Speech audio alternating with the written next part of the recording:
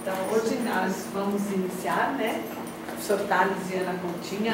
Hoje a palestra é Cyberlove. Então, vamos conhecer como nos apaixonamos pela internet. Certo? A gente agradece a presença de todos. Depois, no final, qualquer dúvida a gente esclarece. Tá bom? Então, a gente agradece mesmo, do fundo do coração. Boa apresentação. Muito obrigado.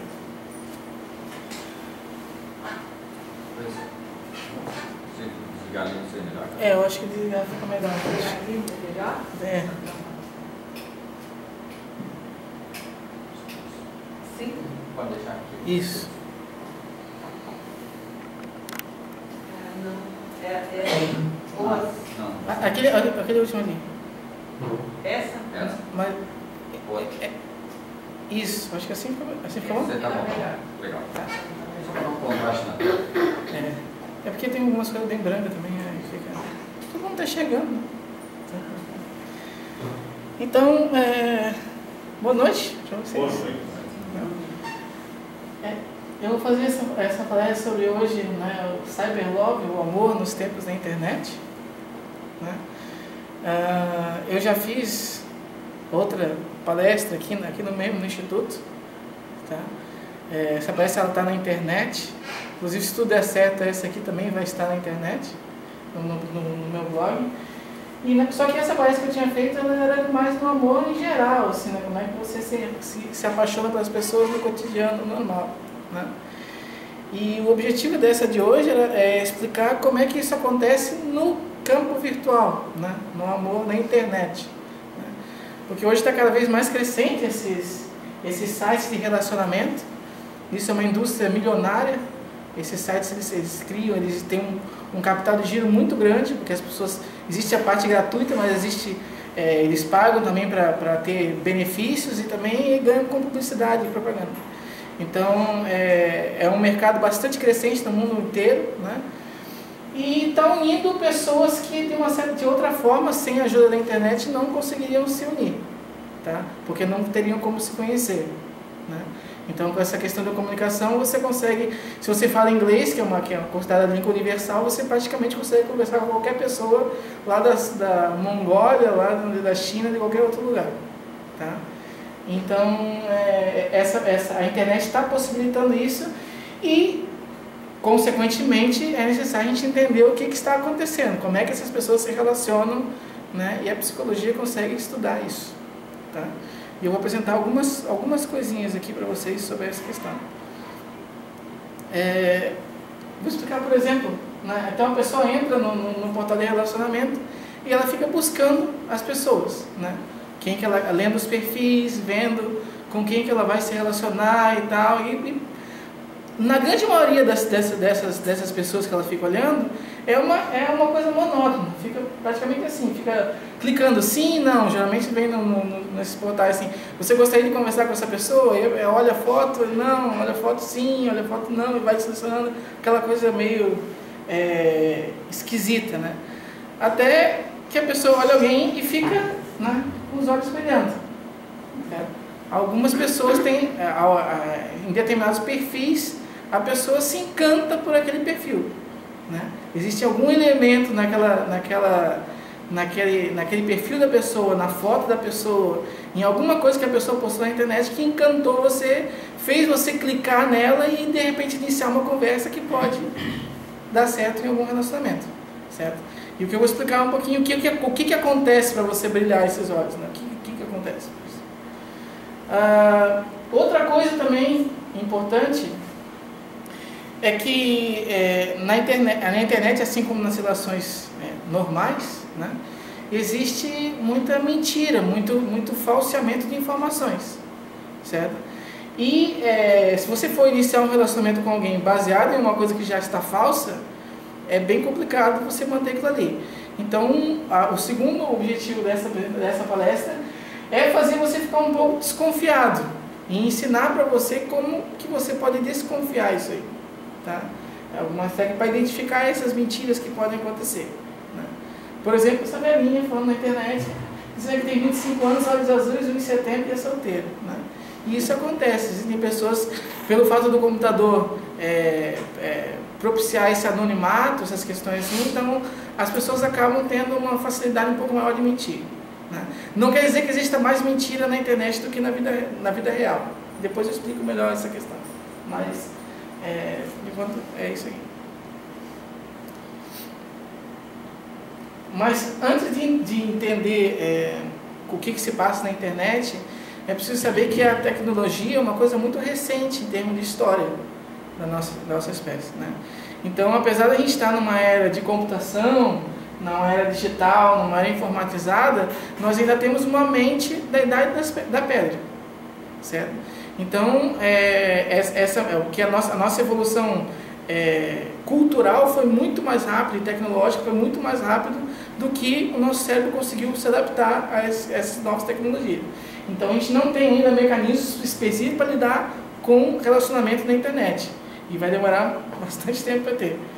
Mas o que acontece é que a gente vai utilizar esses mecanismos que a gente já utiliza para selecionar os parceiros do cotidiano, aplicado isso na internet. Tá? Então, eu vou relembrar, vou colocar um tópico só daquela palestra anterior. Eu não vou colocar tudo, porque daí ficaria a mesma coisa. Vou colocar só isso aqui, só para relembrar e poder entender melhor como é que funciona a internet. Mas só essa aqui foi a primeira grande pesquisa que analisou os critérios de seleção de parceiro nas pessoas. Ou seja, o que os homens querem e o que as mulheres querem. Tá? Isso foi feito em 37 culturas ao redor de todo o mundo. Inclusive o Brasil foi um dos países em que isso foi pesquisado. Então foi pesquisado tanto no Brasil, como na Argentina, como nos Estados Unidos, como em países da Europa, como também em tribos totalmente isoladas da África, da mesma América Latina, tribos que nunca tiveram nenhum tipo de contato com o Ocidente. Tá? Por que foi feito dessa forma? Porque havia aquela ideia de que as pessoas escolhiam um determinado padrão de parceiro ou de parceira por causa da forma como elas eram criadas, como a sociedade criava ela, como a cultura criava, né? E o que essa pesquisa demonstrou é que isso não procede. As pessoas escolhem o que é interesse dos homens pelas mulheres e das mulheres pelos homens, não depende da cultura em que ela cresce. Isso faz parte da nossa natureza humana, certo?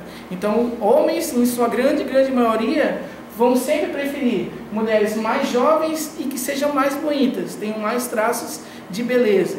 Enquanto que as mulheres vão preferir os homens mais velhos e que tenham mais recursos. Aí eles vão dizer, mas se conhecem alguém que é um homem que namora uma mulher que é mais velha que ele e nem é tão bonita como ele. Tá? Ou então vai dizer que conhece uma mulher também que namora um homem mais novo, vários anos mais novo, e que também ela é bem mais rica, vamos dizer, ela consegue prover bem mais recursos do que ele. É claro que isso vai acontecer, certo? O que a gente fala quando a gente fala em psicologia do amor, quando a gente fala em coisas mais generalizadas, a gente vai lidar sempre com média. E em média, na grande maioria da população, funciona dessa forma aqui. Mas vão existir as exceções e tem que ser respeitada como qualquer outra coisa, certo? Só que quando a gente está falando, então, quando a gente está tentando explicar um comportamento, a gente sempre vai ter que lidar com médias. Aí sempre quando eu falo, porque às vezes como é uma crença tão enraizada essa questão da cultura, eu acabo colocando outras referências, não vou comentar, mas só para mostrar que essa pesquisa já foi replicada várias vezes em vários lugares do mundo mesmo, e é uma coisa bem estabelecida. Então, mulheres e homens querem coisas diferentes nos relacionamentos no mundo inteiro. Isso vai ser traduzido na internet. Tá? Então, as mulheres vão fantasiar determinadas coisas quando elas estão se relacionando na internet, e os homens vão se fantasiar determinadas coisas quando estão se relacionando na internet também. Certo? Isso vai influenciar em quem que eles vão clicar, em quem que eles vão escolher para conversar. Né? O que chega ao tema, ao aspecto específico, e aqui vai diferenciar essa palestra da outra, né? Porque ali foi uma introdução que já está presente no anterior, que é o que faz a pessoa clicar, né? O que faz um indivíduo gostar de um perfil que ele viu na internet.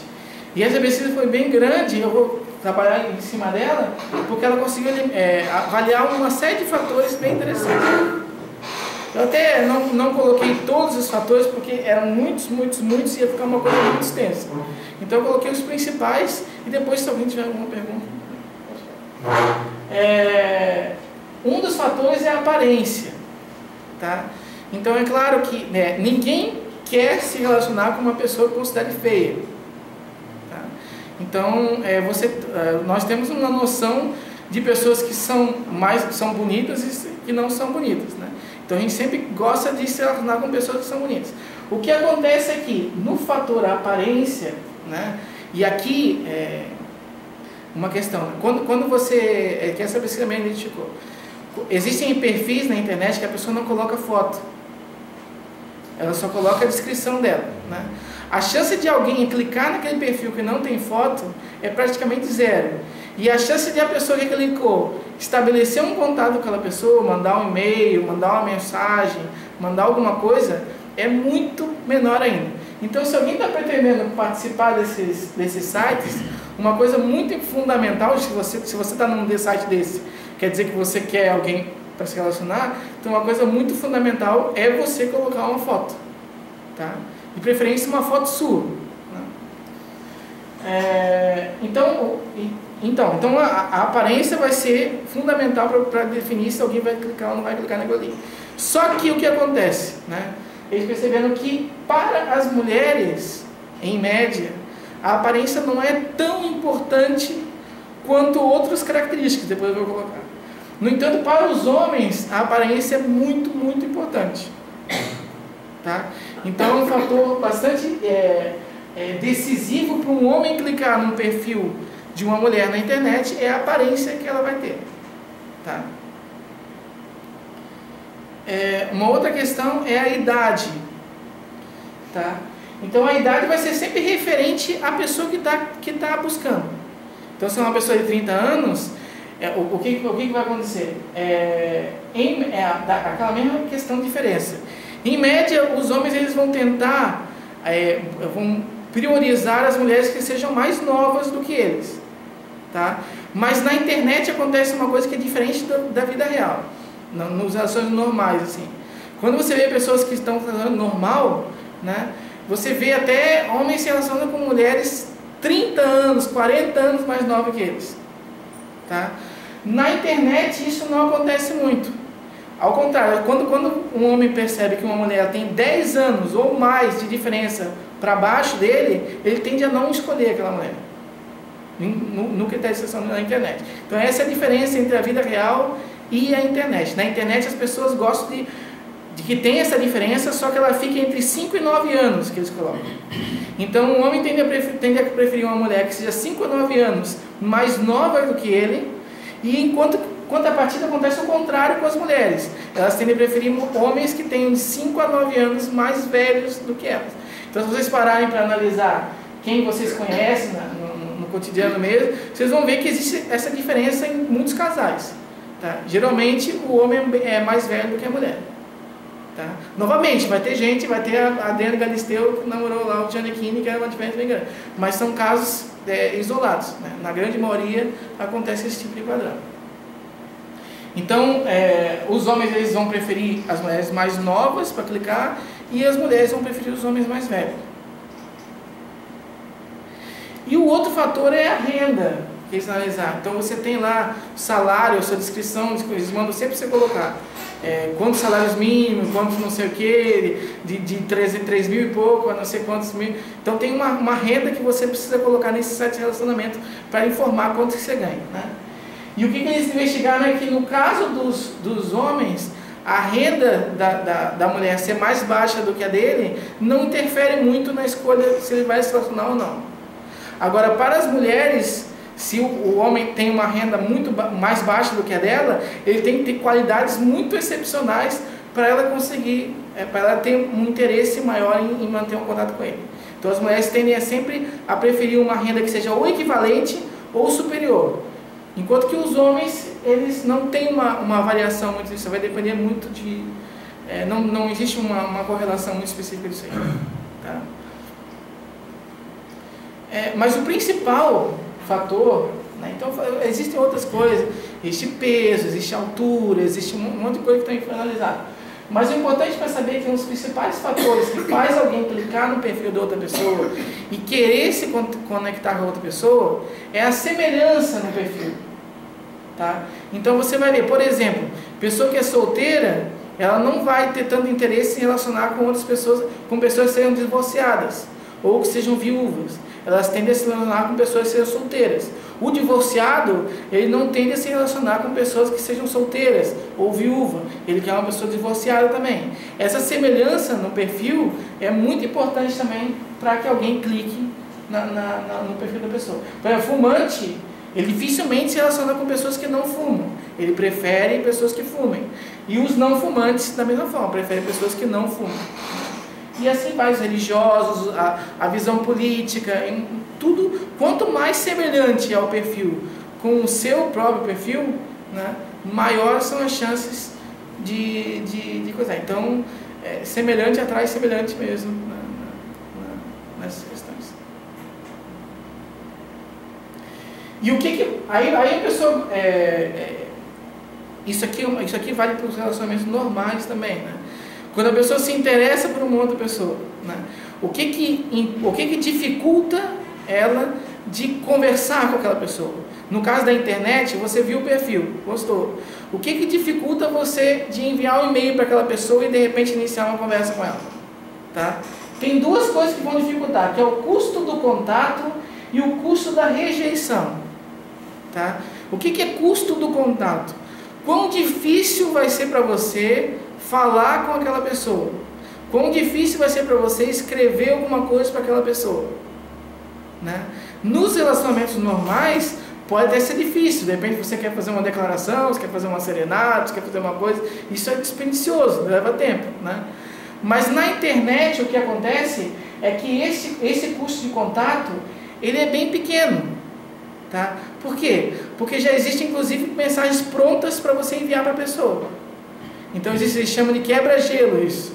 Que quebra-gelo? É quando o próprio site ele já cria para você um e-mail, gostei do seu perfil, ele já tem um monte de frasezinha que você só precisa ler aquelas frasezinhas e enviar para a pessoa. Então o seu custo para contactar com o indivíduo é nada. Então o que acontece? Por esse custo ser bem pequeno, na internet você acaba recebendo um monte de pedidos, de solicitações que na vida real você não recebe. Tá? Porque na vida real é mais difícil você fazer isso. E a outra coisa é o custo da rejeição. O que é o custo da rejeição? Quanto sofrimento você vai sentir se aquela pessoa rejeitar a sua proposta? Tá? Dizer não para você. Né? Então na vida real isso aqui também é bem complicado, pode envolver humilhações, pode envolver uma série de coisas. Na internet esse custo da rejeição ele é mais baixo. Por quê? Porque tem o anonimato, aquela pessoa pode não te conhecer de verdade, então se ela não gostar de você, você pode até ficar triste, mas tem outras. Então essa questão não é muito grande. Então como isso aqui não é muito grande e isso aqui não é muito grande, acaba tendo uma diferença, ou seja, na internet você acaba recebendo solicitações de paquera, de um monte de coisa muito maior do que você recebe no seu cotidiano normal. Tá? Isso aqui. E isso também, tudo vai interferir, se eu coloquei a questão do espelho, né? O espelho meu, né? Tem alguém mais bonito que eu, ou seja, você tem que sempre, as pessoas têm sempre uma noção de quanto que elas valem no mercado. Vamos dizer assim, né? Qual é o meu valor enquanto pretendente para alguém, né? É muito alto? É muito baixo? O que as pessoas dizem de mim? Eu sou bonito, eu sou feio, eu sou inteligente, eu sou burro.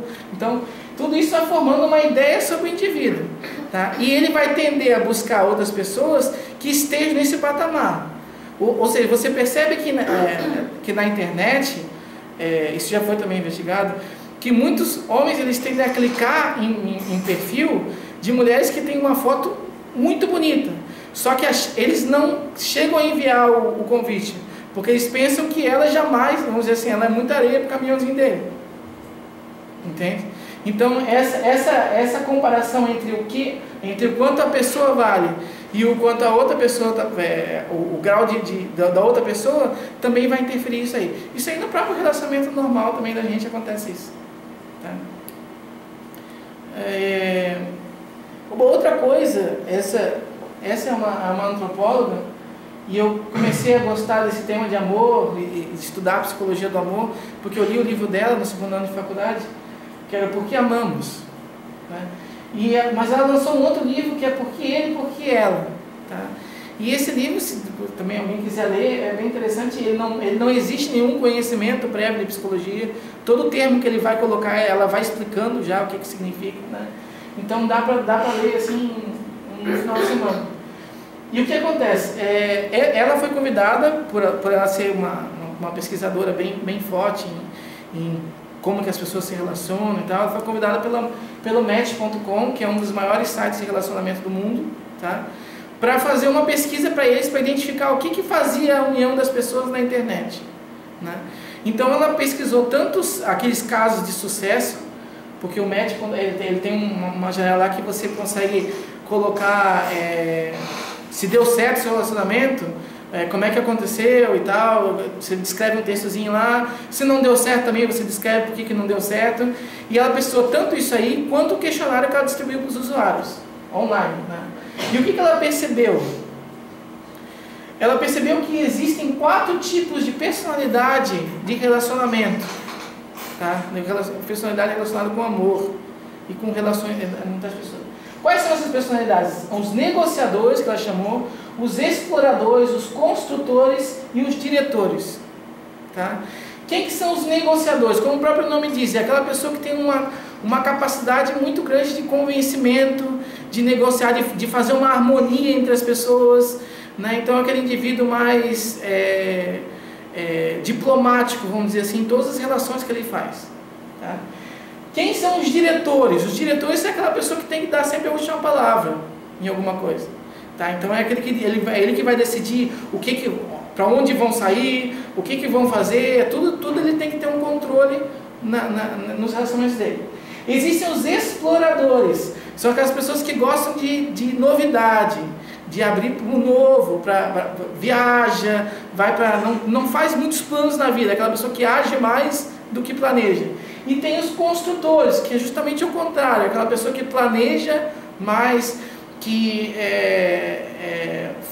segue as regras mais direitinho, aquela pessoa que valoriza mais a família, valoriza mais esse tipo de relacionamento mais próximo, não é tão explosivo quanto os exploradores. Aí tá, então tendo esses 4 tipos, ela verificou o seguinte, que a tendência a dar certo num relacionamento, tá, pela internet, ela acontece muito mais quando um negociador acaba encontrando um diretor, tá? Porque aqui é um caso que os opostos se atraem mesmo, nesse caso, né? Diferente dos semelhantes, aqui a personalidade oposta que se atrai. Por quê? Porque enquanto o negociador na verdade consegue negociar com o diretor para ele não ser tão diretor, vamos dizer assim, tá? Então eles conseguem formar uma união bem interessante, certo? Quando é um explorador, ele tem mais chance de dar certo quando ele encontra outro explorador. Porque se ele gosta de sair, de aventura, de surpresa, de não sei o quê, ele não pode ter, por exemplo, um construtor que quer tudo planejado, senão não vai dar certo, não há liga entre uma coisa e outra. Então ele tem que ter alguém que vá na aventura junto com ele, tá? E os construtores também são um outro construtor para aguentar um construtor, que é uma pessoa mais centrada, mais paciente, né? E às vezes, por exemplo, quando essa pessoa se relaciona com um explorador, a tendência a não dar certo porque o explorador é agitado, né? Então ele não tolera tanto a paciência do construtor. É claro que é possível isso aqui acontecer, né? Existem as possibilidades de outras configurações, mas o que ela identificou, e foram mais de 40 mil respostas nessa questão, foi que esse tipo de relação aqui são as relações que mais dão certo. E uma coisa só porque todo o reino animal, as mulheres que selecionam os homens, né? Os homens, os machos, eles tendem a se apresentar, e quem seleciona é a mulher. Então o machismo é uma ideia falha e sem nenhum tipo de fundamento científico, né? Na verdade, quem vai selecionar é as mulheres. E como as mulheres, então, para dar uma força para os homens que querem algum tipo de relacionamento, assim, para ajudar um pouquinho mais, né? Eu coloquei essa pesquisa publicada esse ano, é bem interessante, bem simplesinha, mas bem interessante, que ela investigou o seguinte, que era o mesmo homem, tá, a mesma roupa, o mesmo penteado, o mesmo homem, só que em uma foto ele estava com um violão na mão e na outra foto ele não estava com violão. E eles perceberam que quando as mulheres avaliavam o nível de atratividade desse mesmo homem, elas consideravam o homem com violão um homem bem mais atraente do que o sem violão. Tá? Por quê? Porque o violão é um sinal de status, de uma habilidade que aquele homem tem e que essa habilidade é muito, muito valorada pelas mulheres. A questão da criatividade, da arte, isso é um fator bem interessante se os homens querem... Isso, exatamente, essa descontração, essas questões. Então, é claro que tem que saber, é bom saber tocar também, não adianta só posar com violão, né? Mas é um negócio interessante. Mas aí tá, aí você viu lá o perfil, se cantou de alguma forma, a personalidade pareceu dar certo, porque você via lá os interesses, né, os hobbies da pessoa, então você sabe se aquela pessoa viaja, se aquela pessoa faz rapel, se aquela pessoa gosta de ficar com a família, tem gato, não sei o que. Então por aquilo ali você consegue decifrar mais ou menos uma personalidade dela, e vamos supor que bateu, e daí você gostou e você enviou lá o seu... Ela estava lendo a mesma coisa que você, então você enviou lá o convite para a pessoa e começou a conversar. Tá, aí o que acontece no momento da conversa? Né? Primeira coisa que tem que entender no momento da conversa é que na internet existe o chamado fator desinibitório. O que é isso? Tá? Na internet as pessoas são mais desinibidas, né?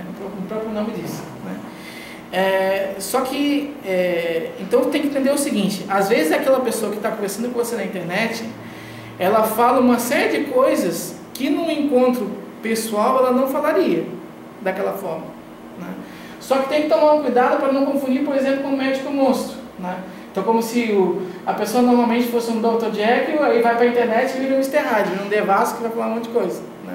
Na verdade, não é isso. A pessoa não muda a personalidade dela quando ela está falando com você na internet. Ela só vai ter uma maior liberação de coisas que ela já apresentava na vida, no cotidiano normal, só que passava despercebido. Certo? Então, por isso que você consegue, através da internet, identificar se uma pessoa tem um senso de humor ou não tem um senso de humor, se uma pessoa tem uma personalidade que é parecida com você, se uma pessoa é agressiva, se uma pessoa não é agressiva. Então, tudo isso você consegue perceber na internet, porque é a própria pessoa falando. Só que ela vai ter uma maior desinibição. Por quê? Porque tem a questão do anonimato, enfim, uma série de coisas que está envolvida nisso aí. Então tem que entender isso aí. Às vezes você vai encontrar uma pessoa pessoalmente, ela não vai ser exatamente aquilo que ela fala com você na internet.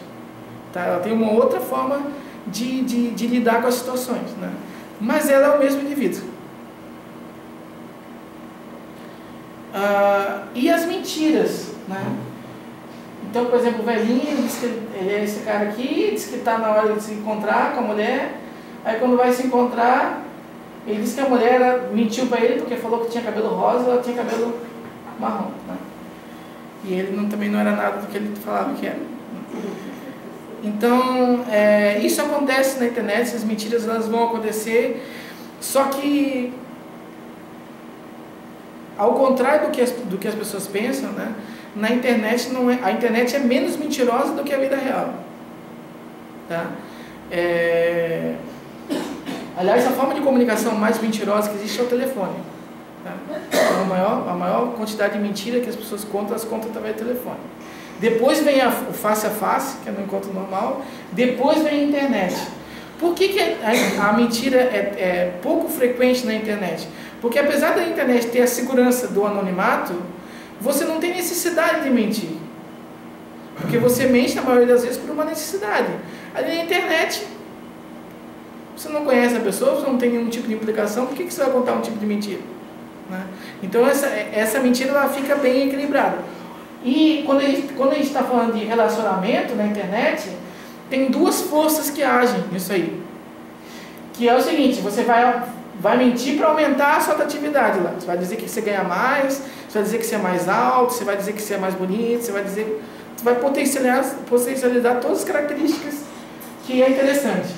Só que se você está num portal de relacionamento e você tem um mínimo de sensatez, quer dizer que você quer encontrar a pessoa, né? Você quer se relacionar com alguém.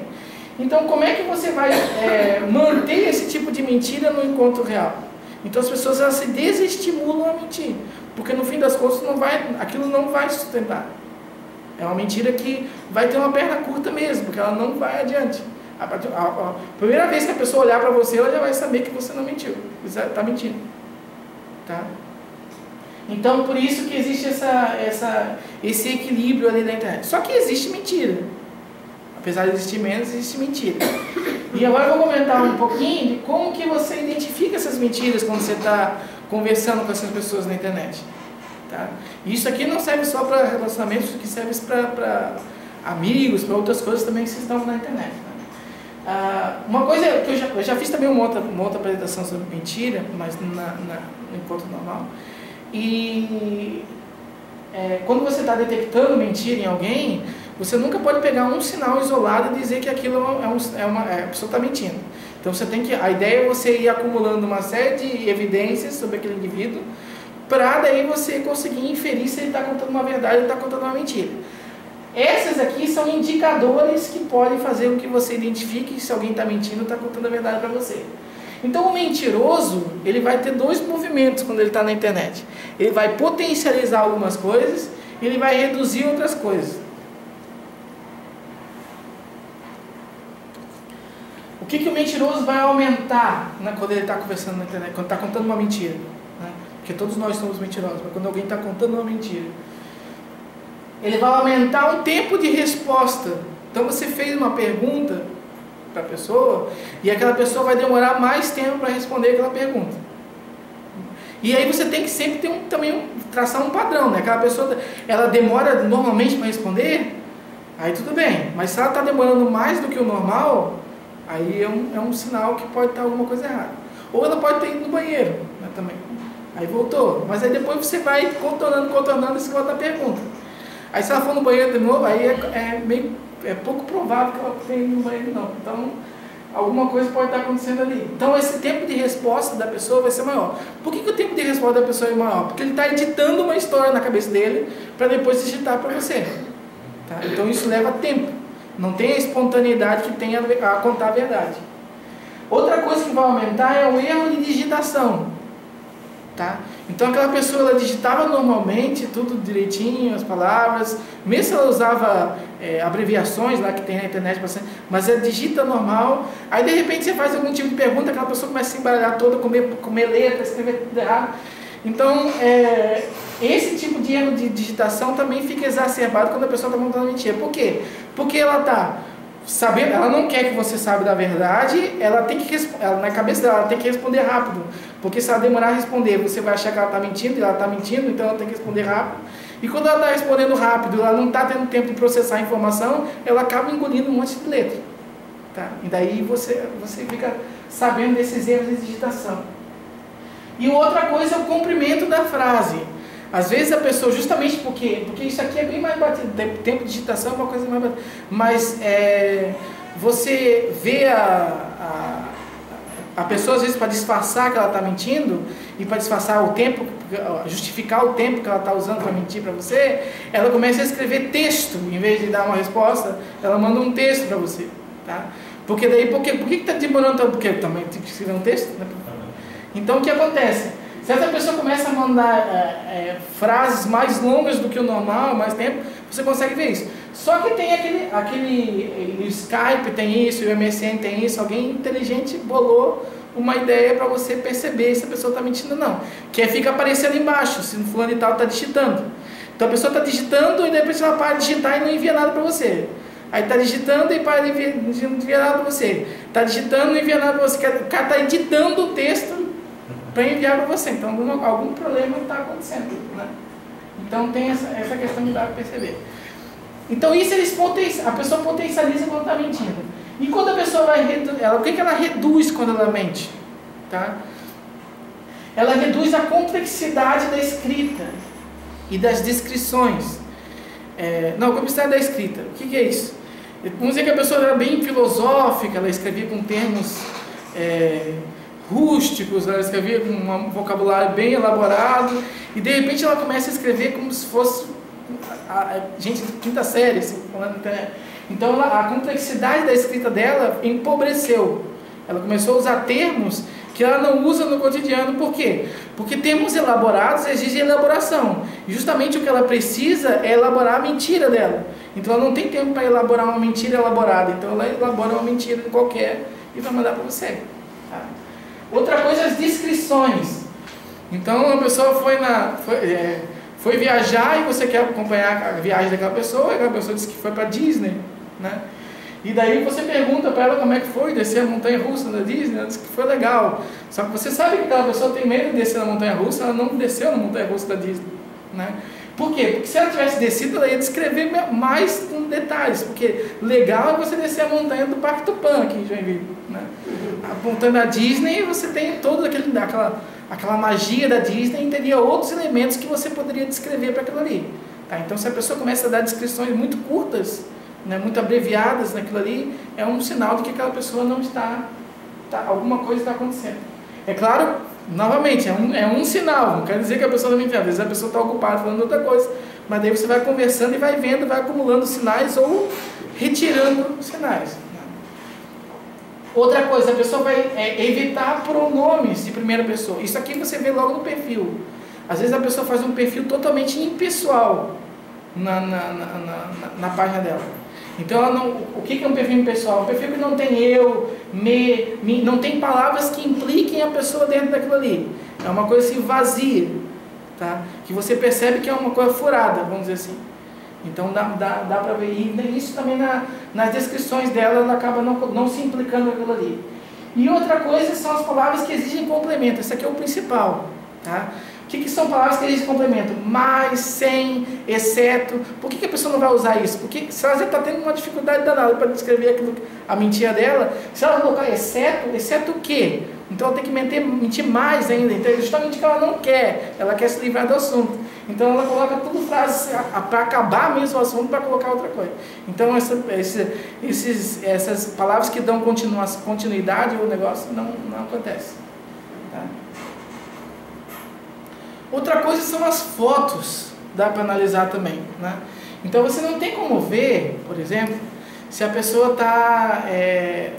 se aquela foto é da pessoa. O que você pode quando você está conversando com uma pessoa, pedir que ela te mande uma foto. Aí se ela demorar, se ela escrever errado, aí você já vê que tem alguma coisa errada, né? Então, para aí você ter uma comparação, né? Você não tem como ver se aquela foto é... O que existe, mesmo porque as pessoas elas tendem a colocar, quando não é foto dela, pessoas desconhecidas. Mas às vezes tem gente que é tão sem noção, vamos dizer assim, que ele coloca pessoas que são conhecidas, ou que são pouco conhecidas. Aí você sabe que aquilo ali é uma atriz, ou que aquilo ali é não sei quem, então você sabe que não procede, né? Mas isso são exceções. A maioria das pessoas, quando elas vão colocar foto de outras pessoas, elas colocam de pessoas que elas consideram mais bonitas, mas que sejam próximas dela, né? Mas você descobre através dessa pergunta que você faz. Mas a questão da foto aqui é como é que você pode saber se aquela foto realmente representa aquela pessoa, tá? Você consegue ver se aquela pessoa é realmente bonita através daquela foto. E tem uma série de características que você precisa observar numa foto, principalmente uma foto de perfil de relacionamento, que o interesse da pessoa é se relacionar com alguém, que você, por exemplo, o peso, a idade, a textura da pele, o estilo do cabelo, o comprimento do cabelo, os dentes, e o principal, se é uma foto profissional, tá? Porque fotos profissionais têm Photoshop, né? Então é aquela foto de formatura, que você sabe que não é você que está ali, né? Uma outra pessoa que tirou aquela foto, que editou e fez tudo direitinho, né? Então aqui eu trouxe 7 exemplos, né, para mostrar. São de pessoas, são exemplos reais de pessoas que não é daqui de Joinville, eu peguei lá do Amapá, no Acre, lá não sei de onde, para não aparecer. Mas são de perfis de pessoas de portal de relacionamento que elas colocaram só essa foto e não colocaram mais foto nenhuma. Ou seja, a pessoa vai ter que iniciar o relacionamento com ela com base nessa foto e na descrição do perfil. A questão é, qual dessas fotos aqui são as fotos, vamos dizer assim, você tem uma suspeita de que alguma coisa pode não estar totalmente adequada, foge um pouquinho da regra. Qual que vocês acham? Eu acho que é do olho. Esse aqui? Então, por exemplo, vamos começar com as fotos que são estranhas. Essa foto aqui é uma foto estranha. Por que é uma foto estranha? Porque ela tirou com um flash na cara dela. Então você não consegue muito identificar idade, você não consegue identificar se ela tem nenhum tipo de malformação, alguma coisa. Então é uma foto bem esquisita. E por que ela justamente foi colocar, diante de tantas fotos que ela tem, obviamente deve ter outras fotos, por que ela justamente foi colocar uma foto que ela está branca pelo flash da câmera? Né? Outra coisa aqui, esse aqui por exemplo, né? Esse cara pode ser um fantasma da ópera e você não sabe, né? Porque ele está só com metade ali do olho dele e você não sabe analisar o que está acontecendo. Essas duas aqui são fotos de estúdio, naquele fundo branco, fundo azul, está bem editado de uma série de coisas que não dá para descrever também. As únicas fotos que são, assim, fotos mais, que realmente mostram mais naturalmente como aquela pessoa parece ser, né?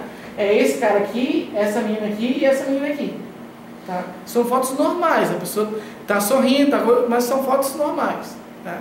Então, se você também está pretendendo participar desses portais de relacionamento, procure também colocar fotos mais naturais possíveis ali, porque isso tende a valorizar e as pessoas a clicarem melhor no seu perfil. Tá? E dá para chegar no casamento. Tá? Se você... existe um mito de que o relacionamento online não dá certo, mas ele pode dar certo, sim. Né? Tudo vai depender se você seguir aqueles passos, por exemplo, isso aqui. Né? Qual a diferença do relacionamento online para o real? É que o online te dá duas coisas que na realidade a gente não tem, que é a seleção do perfil. É como um processo seletivo, você vai selecionar currículo. Você vai olhando pessoas ali, na realidade você não faz isso. Mas na internet você pode fazer, e olhando o perfil, rejeitando, aceitando, rejeitando a pessoa. Você vai fazendo uma seleção. Depois você tem a conversa online, que é uma conversa antes de você conhecer a pessoa. Tá? E depois você tem um encontro face a face, porque esse é o objetivo da grande maioria. Teria que ser o objetivo de todo mundo que está no portal de relacionamento. Só que o que acontece? Essa parte de conversa online ela é muito importante para você afinar algum tipo de colocação. Só que uma das principais razões pela qual não dá certo um relacionamento é quando as pessoas ficam muito tempo aqui, ó, tá? Elas ficam muito tempo na fase de conversar online com a pessoa, só pela internet. Tá? E por que isso é ruim? Isso já foi investigado. Porque quanto mais as pessoas ficam só conversando na internet, elas alimentam muitas fantasias sobre aquela pessoa. E daí elas vão alimentando tanto, que daí não volta mais. Aí a pessoa já... Quando ela vai encontrar a pessoa na vida real, ela tem uma decepção muito grande, porque a pessoa não tem nada a ver com aquilo que ela imaginava que era. Então, qual seria o negócio interessante? Né? Você selecionou um perfil, você vai conversar com a pessoa online para confirmar algumas informações, para discutir, para conversar, não de uma forma inquisidora, né, para não parecer um tribunal, mas você vai conversando com a pessoa para analisar, alinhar algumas coisas, ver se a personalidade da pessoa bate com a sua. Quando já bateu, marca um encontro com aquela pessoa. Tá? Porque se ficar muito tempo nessa fase aqui, acaba não dando certo, não evoluindo para outras coisas. Tá? E também acontece de dar tudo certo aqui e aqui não dá certo. Por que não dá certo? Porque a internet tem uma coisa que nunca ela vai conseguir ter, que é o contato entre as pessoas. Tá? E muitos dos relacionamentos, eles dependem do contato. Então depende, a gente já sabe hoje que existe feromônio, existe uma série de sinais químicos que a gente envia para a pessoa, que pela internet a pessoa não consegue. Então às vezes a pessoa é maravilhosa na internet, mas quando você vai conhecer, por alguma razão não rolou química, e realmente não rolou química, porque ela não tem a química que compartilha com você. Então aquela pessoa, ela pode ser um grande amigo seu, mas ela não tem essa característica ali que é fundamental para todo relacionamento, tá? Era isso. Então, ela foi, na verdade, um aspecto específico daquela outra, né? Uma continuação daquela outra. Eu acho que deve ter dado certo aqui a filmagem e amanhã deve estar no canal. Você tem um cartão aí que vocês vão aí. Embaixo desse cartão tem o meu blog. Por que eu coloquei? Porque daí depois, amanhã eu já vou colocar na internet e eu coloco esse texto no blog, daí vocês podem assistir ou mandar para outras pessoas para rever isso aqui. Tá? Tem o meu e-mail também. E esse outro blog aqui que eu remontei, na verdade eu já tinha montado antes, mas eu remontei porque achei que é legal, que é Evidence-Based Love. Por que eu coloquei em inglês? Porque senão seria amor baseado em evidência, ficaria uma coisa estranha. Tá? Então, mas todo o texto é em português, tudo em português. Vão ser, semanalmente eu vou colocar alguns textos com relação ao comportamento amoroso e como que você pode manejar esse amor seu, ou iniciar, ou manejar, ou terminar esse amor com base em evidências científicas. Tá? Então, toda semana, inclusive dessa semana, na quarta-feira agora, vem o primeiro texto, que vai ser sobre o tempo que dura uma paixão, né? E o que precisa ser feito para aquela paixão durar mais ou acabar, né? Então, se vocês puderem dar uma... refere à internet ou... Não, isso é o geral. Aí vai ter o geral. Vai ter tanto da internet quanto no normal também. O tempo que dura uma paixão geral. Okay. E era isso, gente. Muito obrigado pela presença de vocês. Hoje foi um dia difícil, de chuva, né? Mas espero que tenha valido bem. Tá? Valeu. Só vou fazer uma informação aqui. É que no dia 26, tá, desse mês, vou fazer uma última palestra no ano, né, aqui, né, que vai ser sobre a literatura, tá? Por que a gente conta histórias e por que as histórias são importantes para a gente. E até a questão do Natal, até para incentivar a compra de livros e a importância, porque as pessoas ficam muito falando da criatividade, mas o livro tem mais importância do que a mera desenvolvimento da criatividade. Tá? Então tem inclusive desenvolvimento de empatia, de um monte de coisas que as pessoas acabam não divulgando tanto, e eu vou montar essa apresentação para vocês. Então, dia 26, quem puder participar e divulgar, eu espero que tenha um tempo mais favorável também. E era isso, agradecer ao Instituto, que mais uma vez me permitiu falar aqui sobre esses temas, que é difícil às vezes você conseguir, porque são temas não muito comuns, e daí a gente acaba encontrando muita resistência, e aqui não tive resistência nenhuma. Tá? Então, quero agradecer e pedir, se alguém tem alguma pergunta.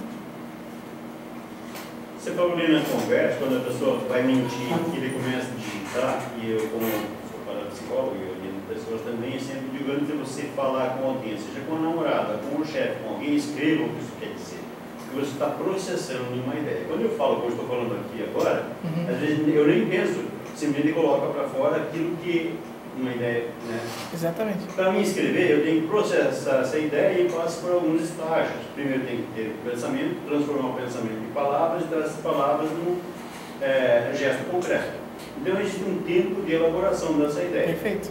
Só que se eu quero mentir, e como na essência, a gente nas palavras você pode revelar 35% da intenção que você quer da comunicação. Na escrita, você tem que ser um artista bom para mentir escrevendo, porque vem a tua essência. E aí a dificuldade maior de eu contar uma mentira, a menos que eu seja um escritor exímio, né? E não é com a pessoa que eu estou tentando conquistar que eu vou conseguir mentir na escrita naquela hora. Exatamente. Por isso uma das dificuldades maiores. Perfeito. Eu acredito que seja. Não, perfeito, exatamente por isso, porque existe é despendicioso você mentir. Você gasta energia mentindo.